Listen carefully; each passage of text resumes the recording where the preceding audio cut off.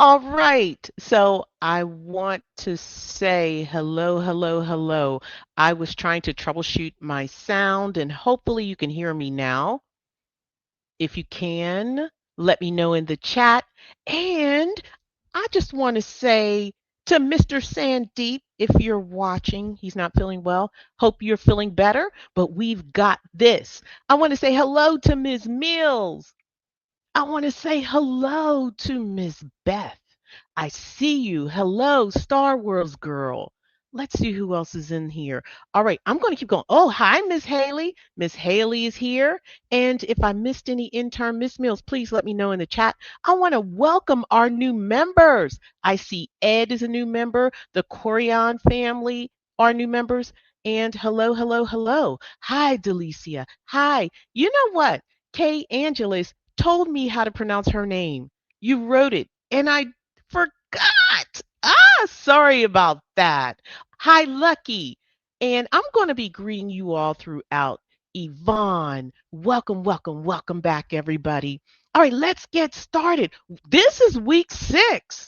Week 6. We've got 2 more weeks to go, and we're finished with the first half of the course. How's it going for everyone? How's it going? Let me know.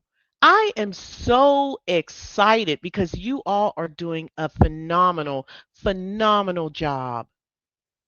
Well done. So, if this is your first time here, and some of you have said, hey, every week somebody says, hey, this is my first time. So, I got to tell you the purpose of this class.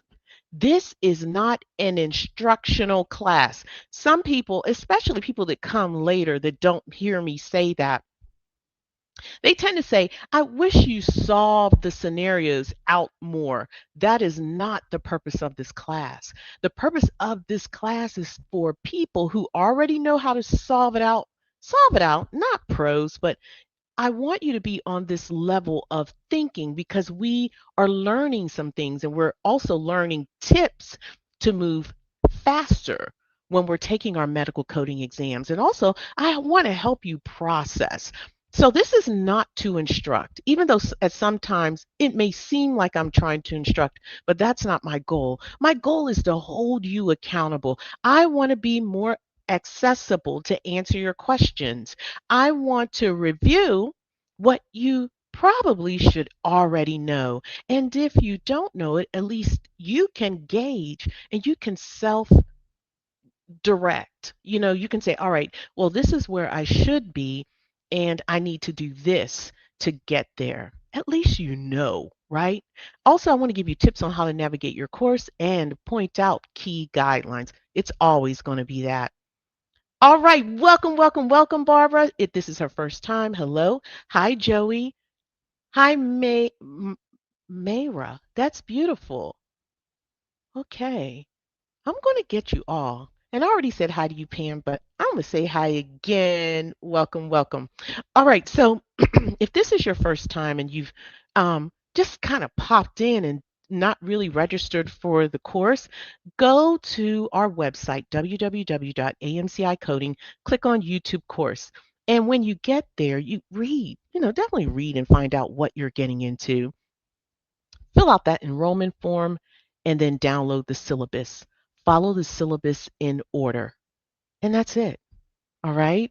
So on your syllabus, in order to come to classes, you should click on the pertinent week. Right now, we're on week 6. Right. So this is week 6. So this is what you should have clicked on. And if you want to get ahead of the game, go ahead and click on all of them. Now, it ends right here at week 8, and then we start back up week 9. I'm a minimalist. If you didn't know, I'm a minimalist and I like to make things easy. So you're going to see the remaining weeks come up. I would say I'm going to put it up after week 7, just so it can be nice and neat. All right. Now, after you click the link, it's going to you'll land to the YouTube channel. And down here on the left, you'll see this. Right now it says waiting. It shouldn't say that. It says waiting now because I just clipped it right before class, but it will allow you to RSVP. So you just click on it and it will remind you at the time of class. In terms of textbooks, essentially for the first part, for weeks 1 through 8, your textbook is your ICD-10-CM manual. That is the main one. If that's the only thing you can afford, that's what you should have. And you know what? If you have to get a used one because, funds are limited, get a used one. Take in this information. It is free. All right, now to join Discord. If you want to join Discord, you can do so from the syllabus. Okay. Now, Discord, what are the advantages? Well, there are some additional resources in there, and I'll tell you about it next week. But I wasn't planning on it this week. I really wanted to get into the content and give you more content this week than I did last week. All right, but essentially, if you want to join Discord, the instructions are on your syllabus. Now, last time I spoke to you about Vital Source. Some of you have the AMCI MCG manual, which is an ebook on Vital Source. And we were accused of gatekeeping. And you know what? I did know about this, but I didn't know that. I don't know why I didn't share this, but I want to thank the person that said, "Hey, AMCI, stop gatekeeping." So, if you go to your MCG manual, you just click on it from Vital Source, and then you can make flashcards from your MCG manual. So essentially, whatever it is that you want to make the flashcard on, you just copy it, right? So let's say I want to copy this part right here. That's going to be my question, and then I'll do my answer. So I'm going to copy it, then click create flashcards. All you have to do is just hover over it, and this little message will appear. So you don't have to search for anything, just highlight it, and then you click create flashcard, and then you paste it. So whenever you click create flashcard, this section here opens up, and then you paste your question here. Then you go back and you copy your answer and you paste it here on the back. After you do that, you click save. Then it will look like this. Then click study. And after you click study, you got some flashcards. I love this because these are yours. They're not mine. I learn how I learn, and you learn how you learn. So I love this. So definitely use it. Another feature in Vital Source, if you have the ebook, it will read for you. So if you want it to read the guidelines to you, there you go. You're in the car, you're driving, you can't see it, then that's what I recommend. The other thing, I'm switching gears, so I do apologize for that quick switch. All right, so pause. Now I want to change the subject, and I just want to remind you that we have playbacks. So all of these lectures have playbacks, and these lectures. So there are regular playbacks, and then there are these playbacks. These are these come after your regular playback. So typically it will look like this blue and this green. That's the playback from this class. Now I was having difficulty changing the thumbnail for today's class. So it might be gray, but you know what it is. When it says YouTube guided course week 1, 2, 3, these are the playbacks to these classes. However, these, I would say maroon colors, these are your main instruction playbacks. So we do place them in the order that you should view it, so don't worry.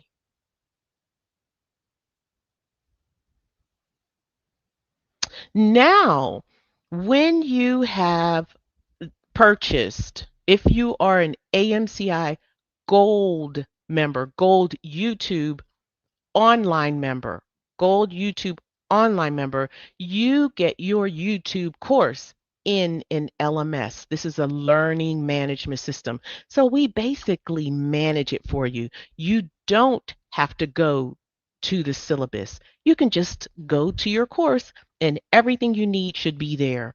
Everything. Now, this is not our AMCI MCDC course. That's medical coding dual course. This is not the same, but this is the YouTube and YouTube videos. Our MCDC course, we have private videos. About 85% of those videos are private. So you don't see them on YouTube. But we do have some in the beginning of our course. Some of the beginning lectures are on YouTube. So they're the I2MC, the introductory lectures. So just wanted to let you know that. And again, if you want to access your MCDC course, you can do it right from the a la carte link. You can do that, just to let you know. But my main purpose for showing you this is don't forget about that YouTube course from our website, www.amcicoding.com. Now, wait a minute. Let's get into what you should have already completed prior to class, prior to today's class. So you kind of have to do the work before you come so that we can have this conversation. However, if you haven't done the work, it's okay. Please stay. I'm going to make it nice and palatable so that you can still learn. All right? Trust me on this. And if you're saying, hey, this is over my head, you need to tell me. Let me know. All right, all right, all right. So this is what you should have done. You should have downloaded the class PowerPoint for the playback, the maroon color playback. Then you watch it right here.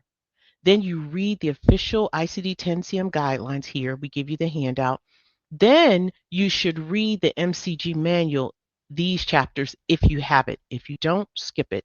Then there's a reading assignment, Carol Buck's Unit 2, Chapter 5.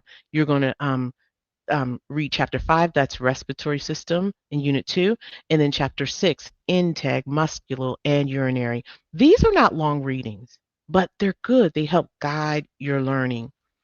Also, if you have the MCG, we have these TAP lectures. That's our technique to annotate your ICD-10-CM. Then, if you want to do additional exercises, you can find them in Discord. If you have the course, you don't have to go to Discord. It's in your course. And this green, this is where you can find all of the lectures, not just playbacks, but all of your lectures.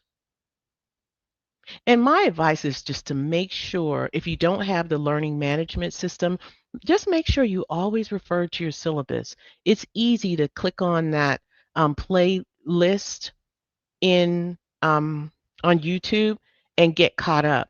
I'll come back. Make sure you are guided by your syllabus, not the playlists. I'll say that again. Make sure you let the syllabus guide you, not the playlist. Okay, so this is what you should already know, right? You should know that there are specific coding guidelines for chapters 10 through 14, right? Go ahead, type in the chat if you know what those chapters are. If you know off the top of your dome, if you know, just type it in. Say, what is week 10? Excuse me, chapter 10. What is chapter 11? What is chapter 12? What is chapter 14? If you know, go ahead and type in the chat. If you just know one, type it in the chat. Chapter 14 is this. I want to know, are you thinking like that? Are you thinking like that? And you know what? If you do, it's an advantage. It is. So it's okay to learn those chapters. Also, you should always remember to keep applying general coding guidelines. Okay, Jackie, I see you. Outstanding. Always don't forget about the general coding guidelines because they still apply if there's no specific coding guideline. All right. And finally, remember how to reference specific coding guidelines, whether it's from your MCG, your ICD-10-CM manual, or the CMS, that PDF that we give you. Always know where to go reference. And I'm going to leave it at that. All right. You guys are coming through the chat. Joey said chapter 12 is diseases of the skin. Okay. BBY said 10 is respiratory. Jackie said respiratory too. Oh, and I want to say hello and welcome to Mayan from the UAE, United Arab Emirates. We love our global students. Okay. Good job. And Jackie also said digestive. Good. Chapter 11. All right. So you guys are thinking like that. Outstanding. Now let's go ahead and let's get into it and test your knowledge. I really do want to know what you already know. And if you get it wrong, it's okay. It's okay. No judgment zone here. Did I tell you all that I failed my medical coding exam first time?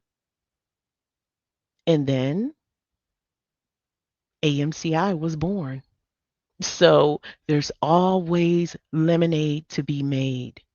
Make your lemonade. Okay?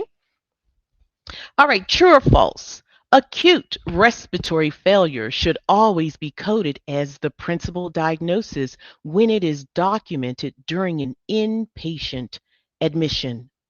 True or false? Go ahead, type your answers in the chat.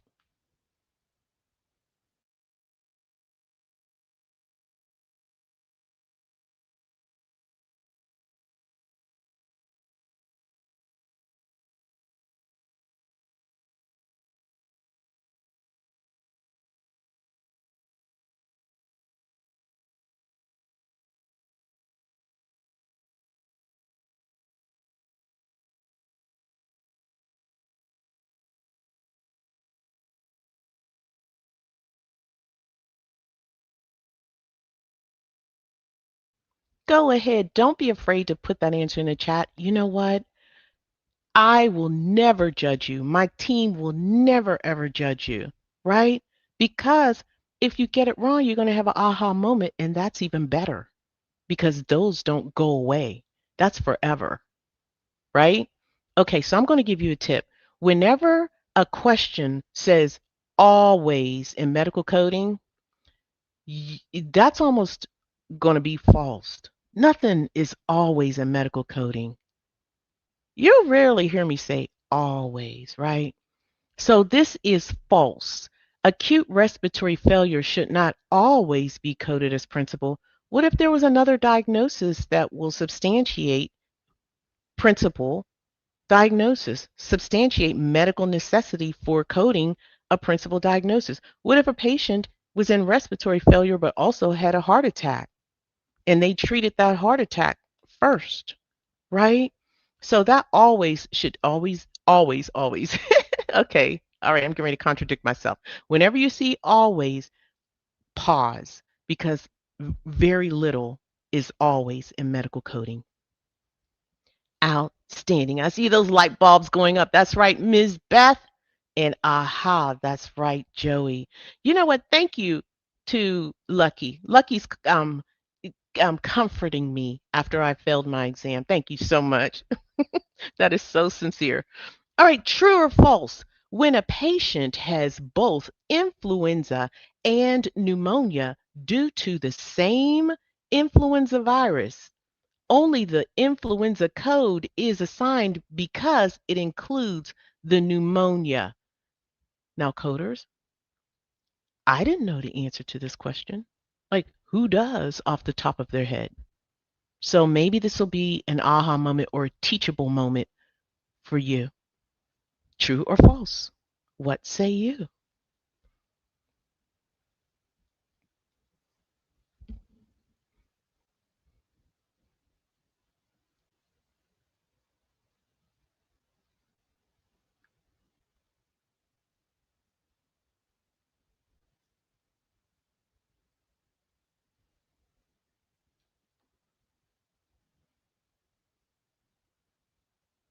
All right, I'm going to move right along. We don't have very many people answering, so I do apologize for saying, hey, I didn't know it, because it could, maybe throw some people off.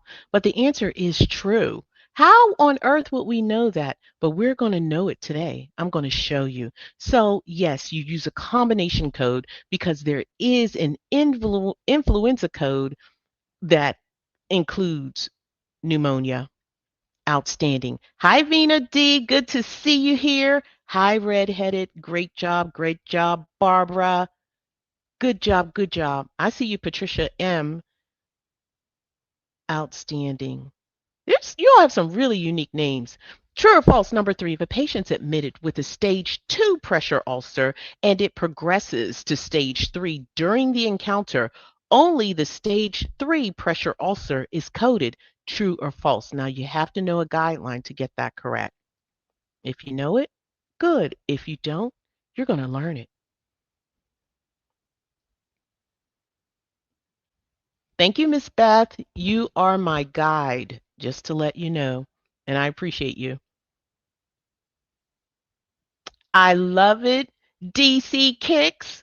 I love the fact that DC Kicks gave an answer and also rationalized and gave the guidelines. So definitely, everyone, if you want to, go ahead and tell me why you say true or false. All right, so I got to move along. And the answer is false. There is a guideline which we'll review later today. Okay, not later today, but shortly. All right, great job, everybody. Good job. If you learned something, priceless. If the provider documents a pressure ulcer but does not specify the stage, a code for an unspecified stage pressure ulcer may be assigned. True or false? What say you?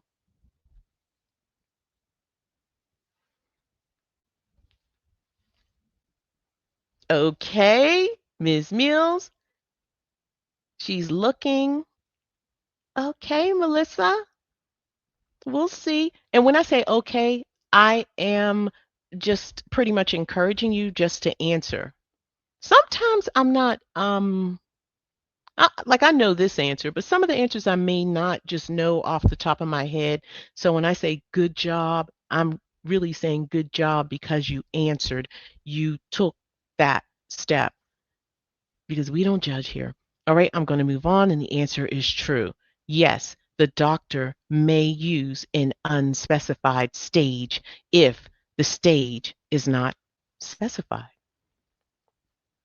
or the coder may. True or false? A pathological fracture is coded from chapter 19. That's the injury chapter because it's still considered a fracture. True or false? What say you? That's right. Let's keep those answers coming. Let's outdo what we did the last question. Let's answer more if you can. There are about 50 people here. Let's do it.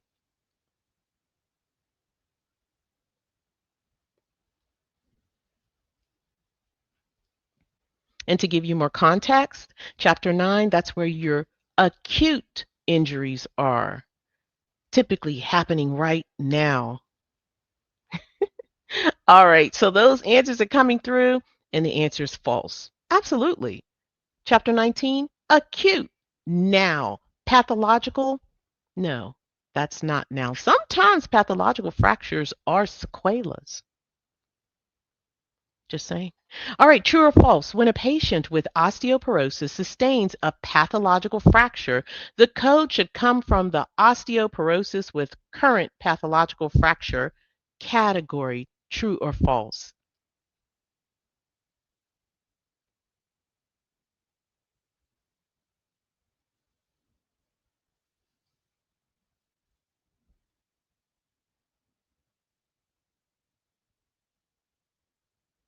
All right, I got to move on. And I know you're getting those answers in, so hopefully you'll see it. The answer is true. And I believe this is the last one. If the provider documents both a specific stage of CKD and end stage renal disease, only the end stage renal disease code, which is N18.6, is assigned. True or false? Okay, hi, Watki. Oh, hi, Wakita. How are you? I like the fact that you spelled your name phonetically. She got in there before we did. Good job, Mayan, or Mayan. It could be either or. Hot Tub Home, outstanding. Yvonne, Barbara, Francois, Joey, good to see you again. Redheaded, outstanding job, everybody. The answer is true. It's self explanatory. Now it's time to review. Let's go. We're going to do some scenarios now. But before we do that, just want to preface that we are going to talk about each chapter. This is chapter 10, the respiratory system. And make sure you are going to IMTAP. IMTAP is on Wednesdays. You can go in I believe it's Discord. Yeah, so you go to I'm tapping Discord.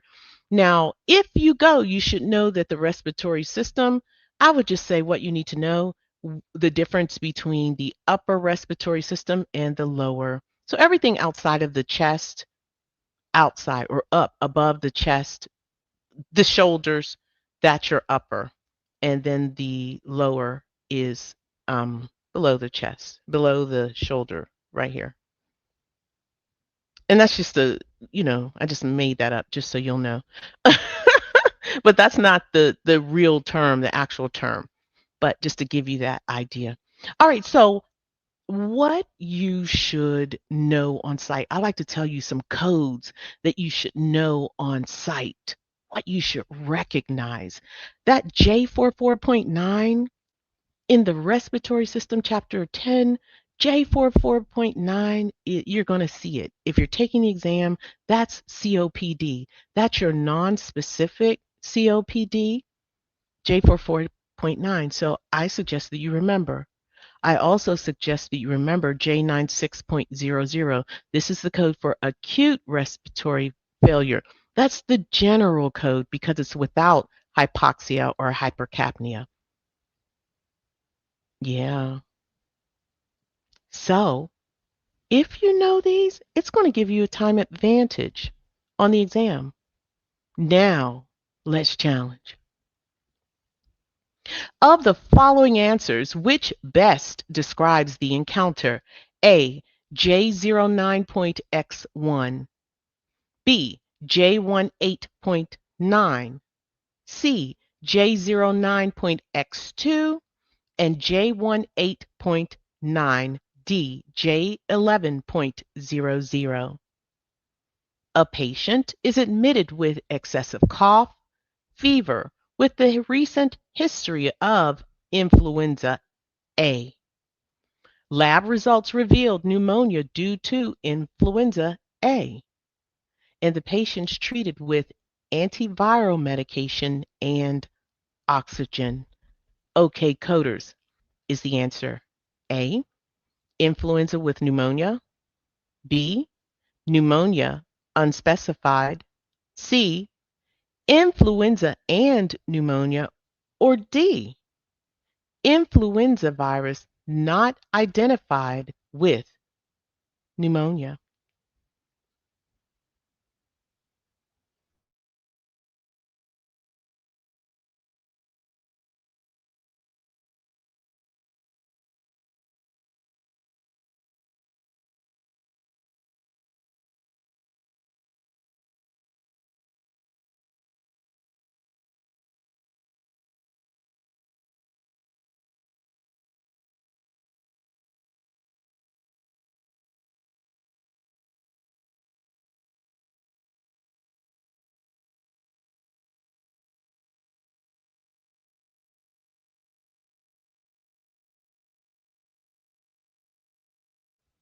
All right, those answers are coming through. And now, just so you know, if this is your first time coming, what we do is we write down or inventory all diagnoses, signs and symptoms, treatment, and procedures. Now, because you all are advanced, certain signs and symptoms, I won't be documenting them because you all already know that. But if you weren't, I would have documented all of the diagnoses, signs and symptoms, treatments, and procedures. Well, we know that cough and fever are associated with pneumonia and influenza, so we're not going to put them there. But what I'm going to hone in on is what the doctor said, what the end result was. So we have pneumonia due to influenza A, and the patient was treated with antiviral medication and oxygen. All right. So we have to look these codes up or select the correct answer. And even though I've documented the answers here, it's not enough. We got to look it up. But before we do that, I have to check to see if there are any guidelines. And I'm always referencing the MCG. So this was me looking. So I just looked, okay, this is the guideline on COPD. This is acute respiratory failure as principal. This is acute respiratory failure as secondary. This is acute respiratory failure and another condition. No, no. Sequencing of respiratory failure, that's not it. And I'm still scrolling, and then I'm like influenza due to certain identified um, virus, and that really, after I looked at it, it wasn't it. And then there was one on ventilator associated pneumonia. This patient's not on the ventilator, and also there was another one on vaping. That wasn't it. So I just said, okay, let me go look up these codes. So I just did a little screenshot and let you see, or screen record and let you see what I do. So what I'm going to do is just look up the code. So I'm going to look up the first one, J09X1. J09X1 is influenza due to identified novel influenza A virus with pneumonia. I think that's it. We have pneumonia due to influenza A. I think that's it. But I'm going to do my due diligence. J18.9 down below, this is pneumonia with unspecified organism. This is definitely incorrect because the organism was specified. Gotta go. J09.X2. J09.X2 down here is influenza due to identified novel A with other respiratory manifestations. No, I think we're off task. And then they're coding additionally this pneumonia unspecified.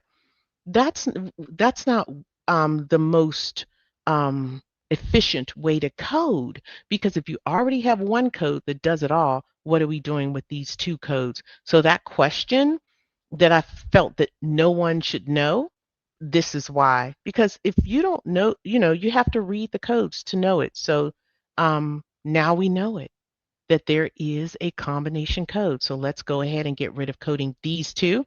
And then D is wrong, J11.00, because it's the code for influenza to unidentified influenza virus with unspecified type of pneumonia. You know what? We do know the influenza virus. It is A. So D is incorrect, and the answer is A. So we know that these influenza codes are combination codes, and they do bundle pneumonia. We know that now. That's right, Miss Haley. They are on fire. Outstanding. So here's our gem. This is like my little tip for you. If this is your first time here, this is an MJ gem. So it says be forensic. Don't code a condition additionally if it's already mentioned in the code. All right. So outstanding job, everybody. Pat yourselves on the back. Now we're going to up it a little bit. Let's try again. We're going to make it a little more complex. Of the following answers, which best describes the encounter? A, J96.00, J44.9, I10.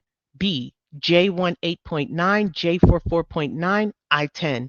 C, J96.00, J44.9, I10, J18.9. D, J44.9, J96.00, I10, J18.9. A patient with a history of COPD and hypertension is admitted with acute respiratory dis- in okay with acute respiratory distress. The provider documents acute respiratory failure and places the patient on ventilatory support. Pneumonia is suspected but not confirmed or treated. Okay, coders, what say you? Is it A, acute respiratory failure, COPD, hypertension, or B, pneumonia, COPD, essential hypertension? C, acute respiratory failure, COPD, hypertension, pneumonia. D, COPD, acute respiratory failure, hypertension, and pneumonia.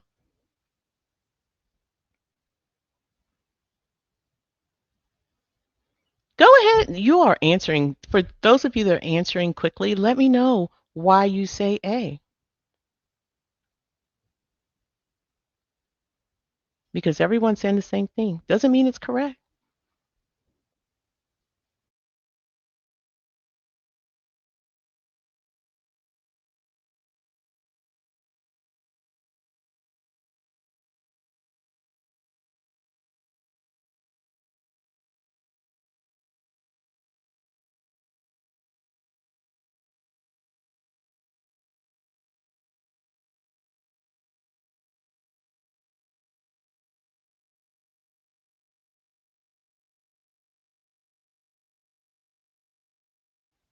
You know, someone asked a very good question.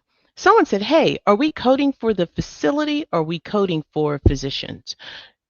Essentially, this course is physician-based coding or outpatient, no facility.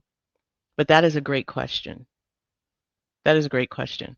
So we're going to talk about that, Patricia. Patricia M. That's what I'm going to call you because we have another Patricia here. So um, I think you all are done. And most of you said, if not all, have said A. So we're going to have a different teachable moment. COPD, I've documented that. I've documented HTN. I also documented acute respiratory failure. And I've also specified that the patient was placed on ventilatory support for the acute respiratory failure. So essentially, this patient, the reason for the encounter was the condition that was chiefly treated. And the condition that was chiefly treated was the acute respiratory failure because they used more resources and attention, more so attention was given to the acute respiratory failure. It was chiefly treated because of this ventilation support. All right. Now, I'm also going to go grab a guideline on sequencing acute respiratory failure. And essentially, right here in the middle, it says, hey, if you're going to treat or sequence this acute respiratory failure first, it has to be substantiated. You can sequence acute respiratory first, but it's got to be substantiated. And it has been.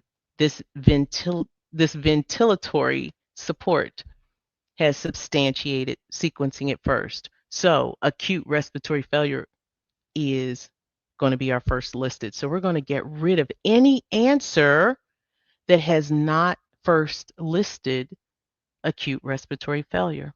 So we're going to get rid of B and D. And you know what, coders? If you remembered J96.00, if you remembered that that was acute respiratory failure, you could have gotten rid of B and D very quickly. Just saying. All right. So in this documentation, it says that the pneumonia is suspected but not confirmed or treated. All right. That's key. Even if this was a facility, if this were a facility, you still could not code the pneumonia because it was not treated. However, if it was treated, but not confirmed, you could code it if it were a facility. But everyone here, I believe, is studying for the CPC or CCSP outpatient. That is not applicable. If you are studying for the CCS, if this were a facility document, you could not code it because it's not being treated. If that pneumonia was being treated, you could code it and not confirmed. All right, so we're going to get rid of C because C is coding for the pneumonia. I hope I didn't confuse anyone, right? I hope I didn't. If I did, let me know. Okay, so the answer is A. Your acute respiratory failure followed by COPD and followed by hypertension.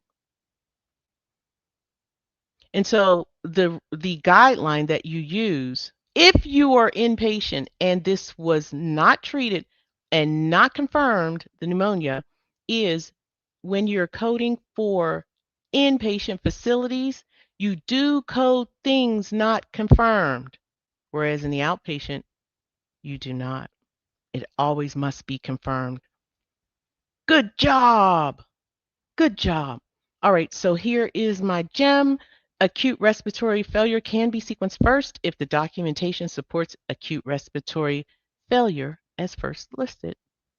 And it does. All right, we got another one. Now we're going to switch gears. We're going to move past chapter 10. Now we're on to chapter 11, the integumentary system. And don't forget to go to IMTAP on Wednesday nights. All right, so the only thing that I think you should remember in this chapter 10, ICD-10-CM, is pressure ulcers. You know, just be able to recognize the L89 subcategory, L89 point 9 subcategory is for pressure ulcers, and that's it. And the stages are like 1, 2, maybe the 6th character. That's it. Now let's go. All right, of the following answers, which best describes the encounter? A, L89.153, L89.152. B, L89.153. C, L89.152, L89.153, and D, L89.159. A patient is admitted with stage 2 pressure ulcer of the sacral region. During the hospital stay, the ulcer progresses and is documented as stage 3. The provider continues wound care until discharge. Okay, coders, what say you? Is it A, B, C, or D?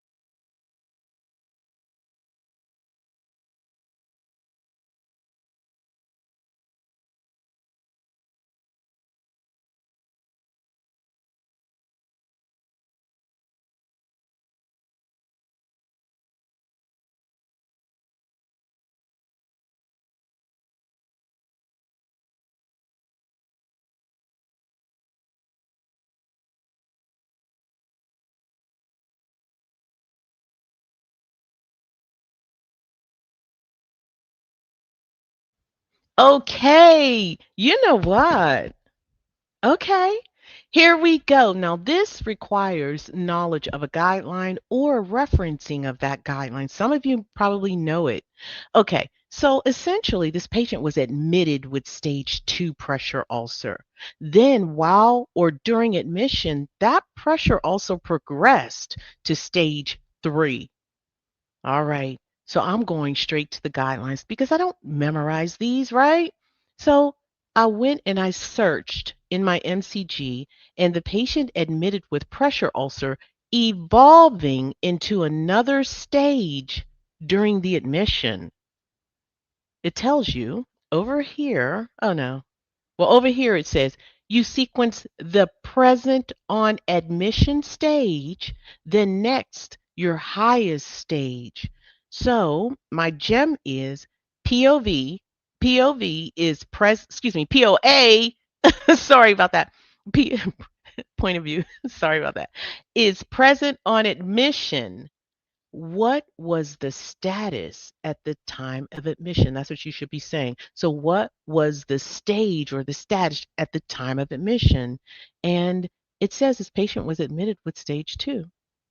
So, this stage 2 is your POA, and it says you got to sequence your POA first, followed by your highest stage. So, we're going to get rid of B because B is not even sequencing 2 codes, it's only 1. D is doing the same thing, only sequencing 1 code. Whenever you have these evolving stages, you need 2 codes, right?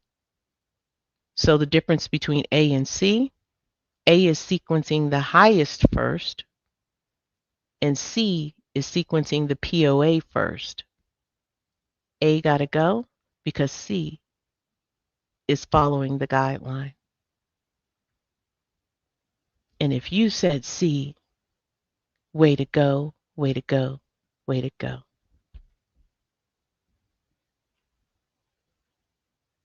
All right, so you guys, a lot of you said A, so hopefully you all learned the guideline now. Look at that. Priceless, priceless, priceless. Outstanding. Pat yourselves on the back because it's not going anywhere. It's locked. It's locked. All right, everybody, let's try again. How you doing? It's quiet. Lucky. It's quiet. Are you guys okay? Is that locked? Is that guideline locked in?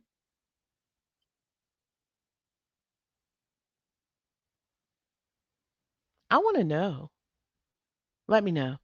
Okay, of the following answers, which best describes the encounter? A, L89.611, B, L89.612, C, L89.619, D, L89.601. A patient is seen for treatment of a pressure ulcer of the right heel.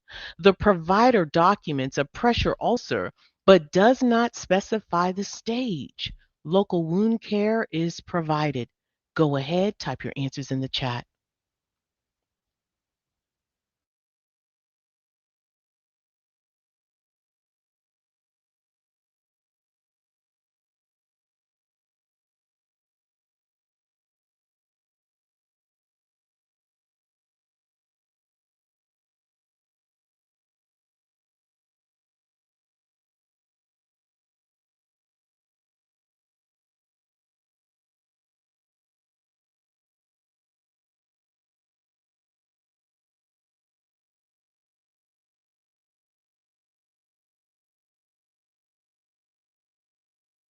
Okay, you know what? I asked the question if the last explanation was good. Only one person said yes. If I need to explain it again, please let me know in the chat. But I'm going to move on to this one. And here is my inventory. Number 1, this patient had a pressure ulcer of the right heel. Number 2, the doctor specified that the pressure ulcer was not specific. Okay, the doctor did not specify the stage of the pressure ulcer and wound care was given. All right. So, if the pressure ulcer is not specified, then the answer has to be C, pressure ulcer right heel unspecified. And why, Mrs. J, did you give us this simple question? Well, I gave it to you because I really want to emphasize that this unstageable, a lot of people confuse the two. not thinking going really fast. Just want you to know that unstageable means that the doctor is unable to stage the pressure ulcer versus not specifying the stage. So he just couldn't do it. And unspecified means that he just didn't do it. That's right, Miss Haley. You all knocked it out. You're knocking it out the park. Okay, so now we got to move on to the next chapter, which is this 12? I believe it is 12. This is the musculoskeletal system. Definitely make sure you go to I'm Tap. That's Ms. Mills and her team. And I do have a few things I just want to tell you. Well, a couple of codes that you should know.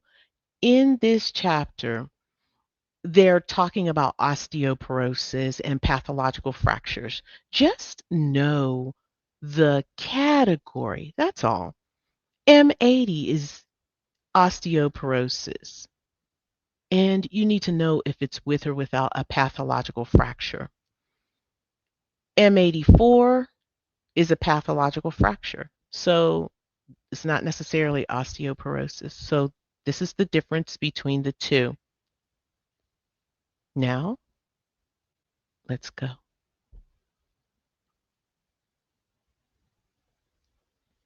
Of the following answers, which best describes the encounter? A. M80.22A. This is age-related osteoporosis with current pathological fracture of the left humerus. Initial. B. M80.012A.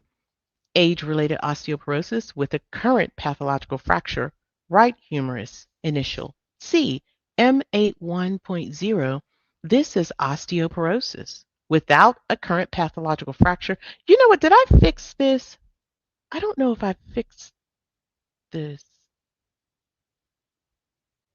Uh, I think I did. Sorry. M18. M8 1.0, this is osteoporosis without a current pathological fracture. And D, S4 2.302A, unspecified fracture of the shaft of the left humerus. Initial. Okay, coders. An 82-year-old patient with osteoporosis with a current pathological fracture of the left humerus. The provider confirms the fracture is due to age-related osteoporosis. I think my team fixed it, and thank you. All right, what say you?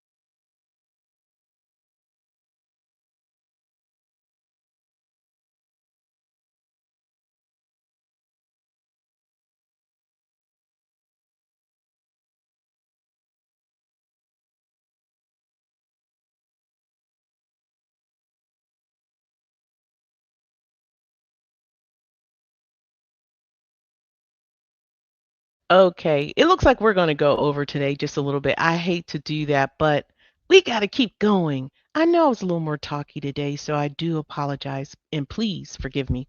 All right, so we have and also too, if you have to excuse yourself, it is okay. All right, so osteoporosis, that's the diagnosis. The patient also has a current pathological fracture of the left humerus. These are my keywords. And this patient is 82 years old. And when you're taking this exam, this is one of the few times I'm going to say you can make an assumption for at least the CPC exam, because I've seen this a lot. Whenever the patient is this old and they have a current pathological fracture, I've seen it correct to state that it's age related. I've seen that. AAPC exams do that. So they kind of let you assume that even if the doctor didn't say that it's due to age related, it typically is just for the exam, okay? But typically you should follow the documentation. Now I'm going to go to my guideline. This is from my MCG, and it gives me these categories. M81 is osteoporosis, no fracture. So I'm going to eliminate C. And also M80 is osteoporosis with a fracture. So I know my code is going to come from the M80 guideline, right? So I'm going to get rid of C. Definitely getting rid of D because that is a current fracture from chapter 19. S, if you all remembered, S for sprained ankles. Gotta go. Now, M80.022A, M80 0.012A. What's the difference? Well, the difference is laterality. One is left and B is right. And we have left humerus that we're coding for. So we're going to get rid of B.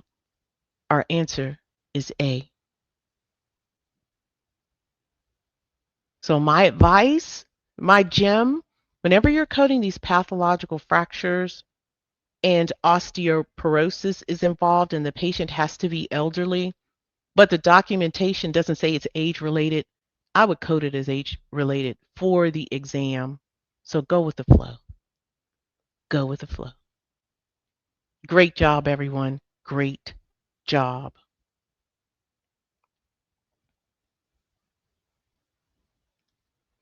All right, we're still going. Now we're moving on to the final chapter 14. This is your human reproductive and urinary system, or genital urinary. That's the male female genitals as well as the urinary system. Now, my sidebar, know these CKD stages, the chronic kidney disease stages. Be able to recognize them on site. Stage 1, 3, 4, 5, 6, this is end stage, and 9 is unspecified. Remember, point 9 is almost always unspecified. Almost. See, I didn't say always. All right, so this will give you an advantage when you're taking your exam.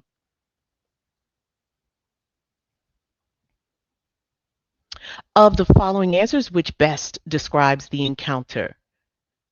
A, N18.6, N18.4, Z99.2. B, N18.4, N18.6, C, N18.4, Z99.2, D, N18.6. A patient's record documents chronic kidney disease stage 4 and end-stage renal disease. No dialysis is mentioned. All right, coders, what say you?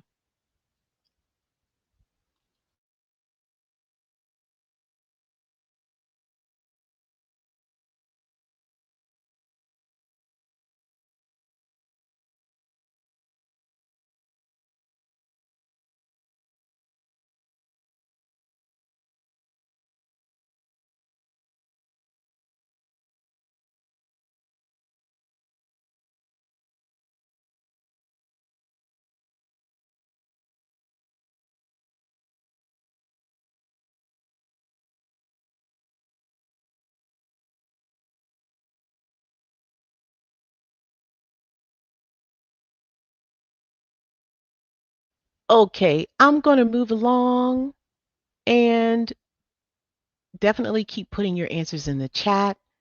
And the inventory is CKD stage 4. They have also, the doctor documents end stage renal disease. And the patient is not having not taking dialysis.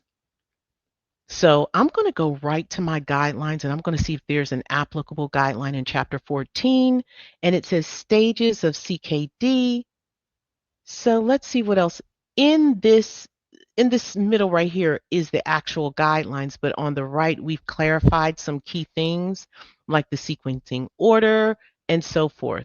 And it says when a CKD stage and end stage renal disease are documented, code only N18.6.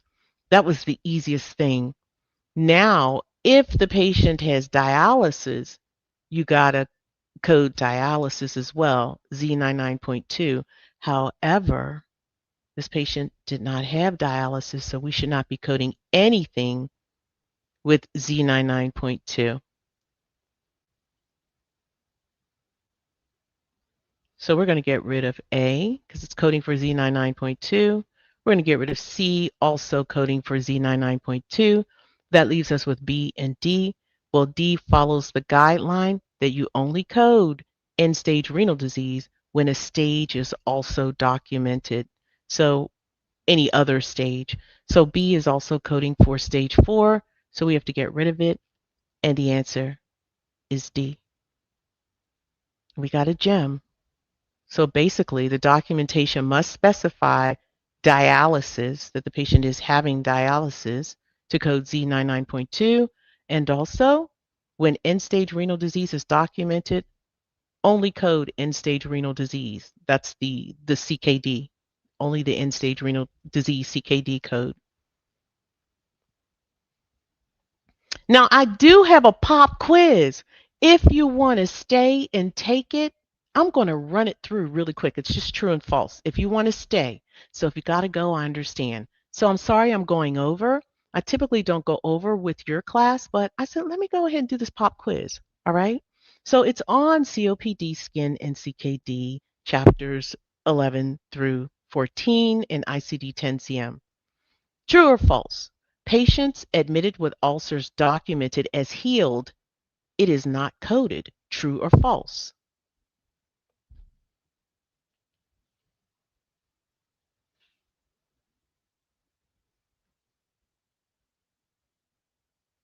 What say you? Okay, I'm going to give you all um, maybe 30 seconds because I don't want to be here.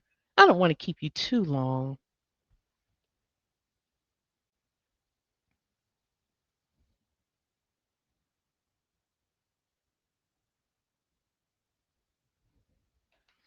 All right. So the answer is true. If it's healed, you don't have it. Good job. So the guideline is C12.84 in 2025, not maybe not 2026. All right, so true or false? Ventilator associated pneumonia is assumed and coded as long as pneumonia is indicated. True or false? What say you? 30 seconds.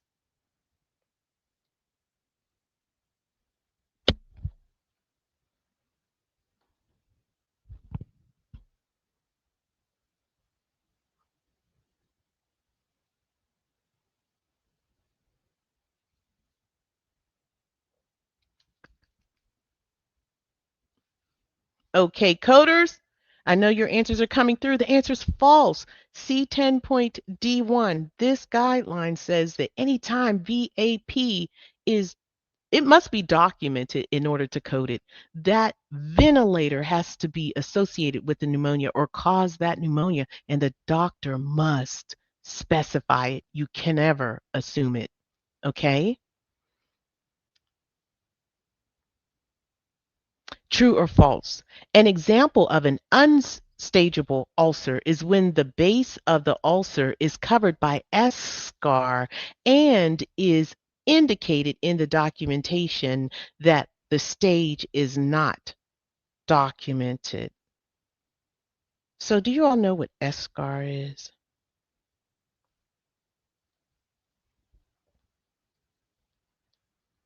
That's like I would say like a keloid, or it could be like necrotic. I think usually it's used whenever we're talking about dead tissue that's formed over a wound. So more so that, not necessarily um, a keloid. I wouldn't say keloid.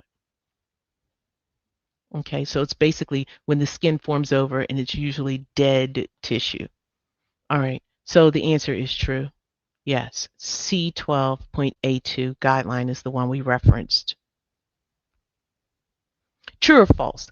Pathological fractures and acute fractures of the same site can be coded in the same setting for the same site. Okay.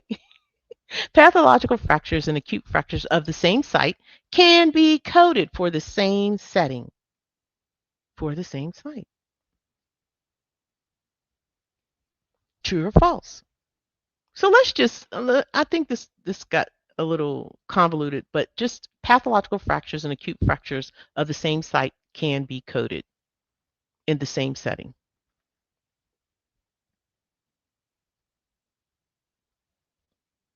And the answer is false. You can never code an acute fracture can never be a pathological fracture. No, you can have either one. All right, so the answer is false. Now that's a never.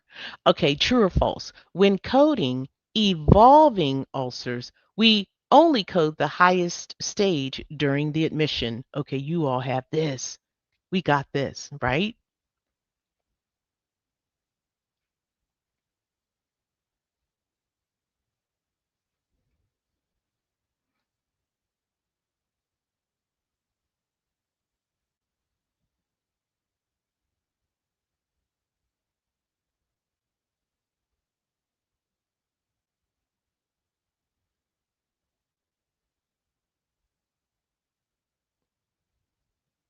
The answer is false.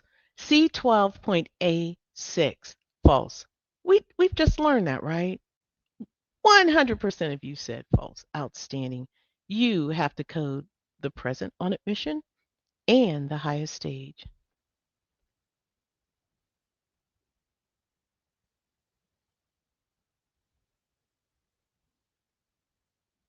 All right.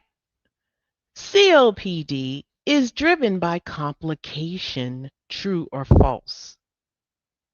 COPD is driven by complication. True or false?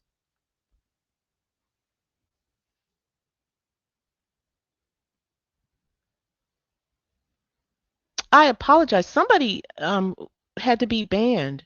This is the first person in the history of AMCI's lives that someone was banned. Oh, wow.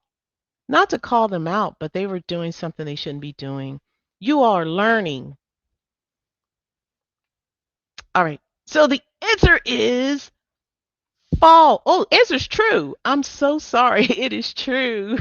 It's true.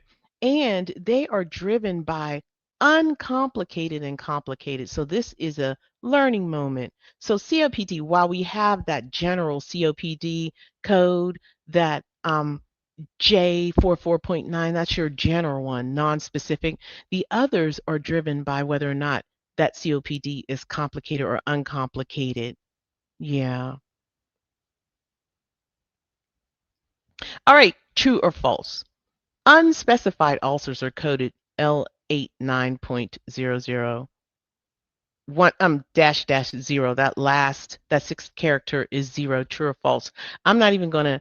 I don't think you all should even know this, but the answer is false. It's point 0.9. Unspecified point 0.9 in this case. Now, some codes, most codes are point 0.9. 9 is your last character, and some have 0, but in this case, it is 9. I don't think you should know that off the top of your head. If you did, outstanding. Some people did know it. Outstanding. Wow, all of you knew it. Outstanding. All right. True or false? When coding CKD, if both the stage of CKD and end stage ESRD are documented, we only code for the ESRD, end stage renal disease. True or false?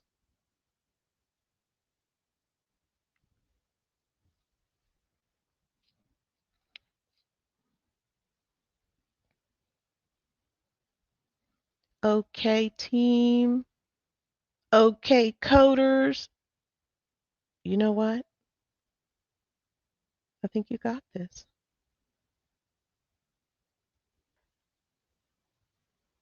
Those answers are coming through. And we talked about this, right? So this is a good follow-up.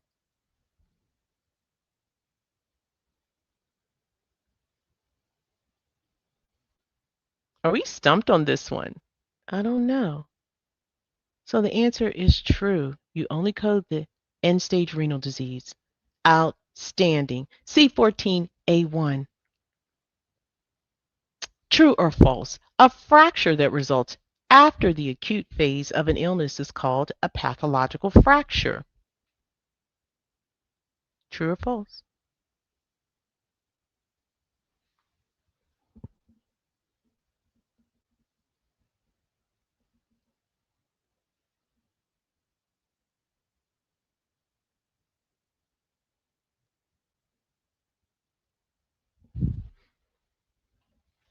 This is the last question, so give me all you got.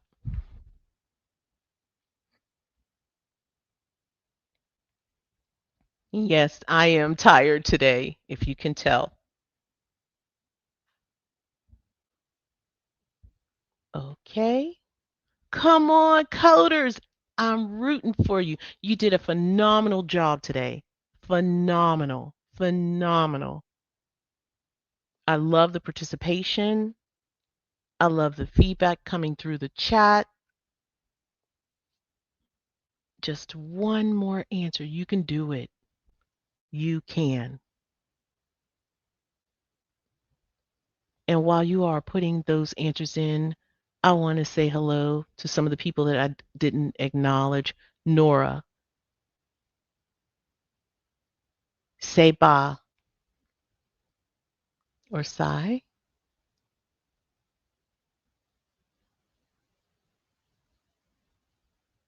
Okay, let me see. All right, let me look at these. The answer is true. Yes. And they're talking about the same site. So if you fracture your arm, the day that that happens or during that acute phase, that's your acute fracture. You fractured the arm. However, after the acute phase and that fracture is still fractured, it's called a pathological fracture. That's if the doctor diagnoses it as such, but it's not in the acute phase. So if another injury results or some other kind of like bad healing or any other thing that is wrong with that, it could very well be a pathological fracture. So it's after the acute phase. It's not during. I think that's what they wanted to emphasize. So I just want to tell you, if you got your answers correct today, outstanding. Outstanding. Any answer correct, outstanding. However, if you learned something, I'm talking to you. That's priceless. It is. All right. So the final word is, I think I got the wrong, I have the wrong interesting. I don't see your homework up here. So I'm not even going to talk about it. Just make sure you go to week 7. Go to week 7, get the homework done, complete week 7 on your syllabus, complete week 7 in your LMS if you have it. And remember, this class is not for instruction, but augmentation. I want to have those discussions where I give you those tips. And those small tips go a long way. They do. They help develop your confidence. I also want to remind you to go to the Monday night guideline class. Go to that class. How many of you are going? And are you all learning? DC, that's outstanding. Outstanding. So if you're not going, go. You're going to further learn and master those guidelines. All right. If you have access to Quizlet, definitely study the guidelines there. Never use an encoder. Never, ever practice blind blind process of elimination. We already did an example of it, I think first and second weeks. Not sure if you want to take a look at it. And your 2026 guidelines will always take precedence. There's that word always. And you know what? It's right. Always take precedence and complete the AMCI Practicode. If you decide, hey, I want to do AAPC Practicode, do it after you've taken your exam because those questions do not mirror the exam. Now, what I will tell you, here's a gem. If you are deciding, oh, I'm going to take this free course on YouTube, then I'm going to go pay somebody $3,000, you better not do that. Because if they're telling you that they have the AAPC curriculum and they are AAPC certified or whatever you want to call it, so pay them $3,000. You tell them Mrs. J said baloney. You can take this course. If you take it in order, you will pass. And if you want to know if you're ready for the AAPC exam, the only thing that mirrors that exam are those A, B, C exam prep exams on the AAPC website. Do not spend $3,000 when you have a superior course here. This course is superior to all of the other courses that cost 35 or $3,000 except the AMCI MCDC course. I'm not going to tell you any tales. Too many people say they're passing from this course. So take this course before you buy another course. I don't care which one it is. And then go get those AAPC A, B, and C, or D, E, F, either or, those packages and take those exams. If you pass those exams, you are ready for the exam. Do not spend any more money. All right. That's all I have to say. I know I was talky, but we're going to see you next week. Please fill out that survey. Let us know how we can help you. Let us know, did I confuse you? Did I enhance your learning? I want to know. Okay? All right. So on that note, I want to say thank you to Ms. Mills, Miss Haley, Ms. Beth, Miss Leslie. Oh, I'm sorry, Miss Leslie. I keep calling you Star Wars girl.